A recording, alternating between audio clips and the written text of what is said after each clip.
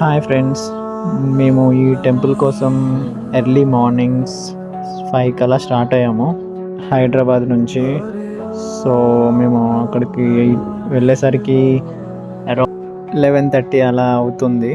So ఫైనల్గా ఆ టెంపుల్కి చేరుకున్నాము.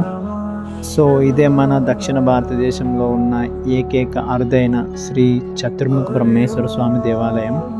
ఈ ఆలయం ఎక్కడుందంటే మన ఆంధ్రప్రదేశ్లోని గుంటూరు జిల్లాలోని చేబ్రోలు గ్రామంలో ఉంది. ఈ ఆలయం చాలా పురాతనమైనది, చూస్తున్నారు కదా. సో ఈ ఆలయం చుట్టూ కొలను, కొలను మధ్యలో ఈ ఆలయం నిర్మించడం జరిగింది. ఈ కొలంలో చాలా చేపలు, అదేవిధంగా తాబేళ్ళు ఉన్నాయి.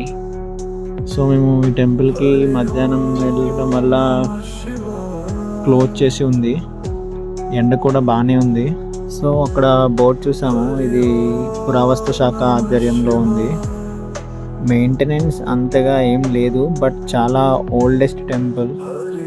మీరు తప్పకుండా ఈ టెంపుల్ని విజిట్ చేయండి. ఎవరైతే హిస్టరికల్గా ఓల్డ్ టెంపుల్స్ని ఇష్టపడతారో వాళ్ళు కన్ఫర్మ్గా విజిట్ చేయండి. ఇది కేవలం ఒక పుణ్యక్షేత్రమే కాదు, భారతీయుల శిల్పకళా వైభవానికి ఇది గొప్ప నిదర్శనం. ఈ ఆలయం చుట్టూ ఉన్న శిల్పాలు ఎంతో అద్భుతంగా చెక్కడం జరిగింది. ఈ ఆలయంలో మహాశివరాత్రి మరియు కార్తీక మాసంలోని ప్రత్యేక ఉత్సవాలు జరుగుతాయి. వేలాది మందితో ఈ ఆలయం మొత్తం నిండిపోతుంది.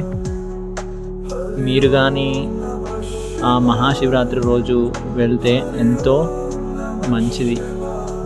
మెయిన్గా ఈ ఆలయానికి వచ్చే భక్తులు ఐశ్వర్యం, విద్యాభివృద్ధి మరియు ఆధ్యాత్మిక శాంతి కోసం ఇక్కడికి రావడం జరుగుతుంది. చూస్తున్నారు కదా, చతుర్ముఖ బ్రహ్మలింగం. మనం సాధారణంగా చూసే శివలింగం ఒకే రూపంలో ఉంటుంది, కానీ ఇక్కడ 4 దిక్కులు 4 ముఖాలు కనిపించడం జరుగుతుంది. ఈ 4 ముఖాలు బ్రహ్మదేవుని 4 ముఖాలను సూచిస్తుంది. సో భక్తులు దర్శనం చేసుకోవడానికి 4 దిక్కుల 4 ద్వారాలు ఉండడం విశేషం. ఏ ద్వారం నుంచి భక్తులు వచ్చినా ఆ స్వామిని దర్శించుకోవచ్చు. చూస్తున్నారు కదా, ఆ శిల్పాలు, ఆ రాతి కళాత్మకమైన నైపుణ్యాలు ఎంత బాగా చెక్కారంటే అంత అద్భుతంగా చెక్కారు. సో ఫ్రెండ్స్, చూసారు కదా, మీరు కూడా కన్ఫర్మ్గా మీరు మీ ఫ్యామిలీ ఇలాంటి అరుదైన టెంపుల్స్ని విజిట్ చేయండి. ఆ చతుర్ముఖ బ్రహ్మలింగేశ్వర స్వామి ఆశీస్సులు పొందండి.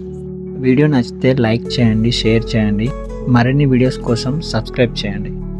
ఓం నమః శివాయ.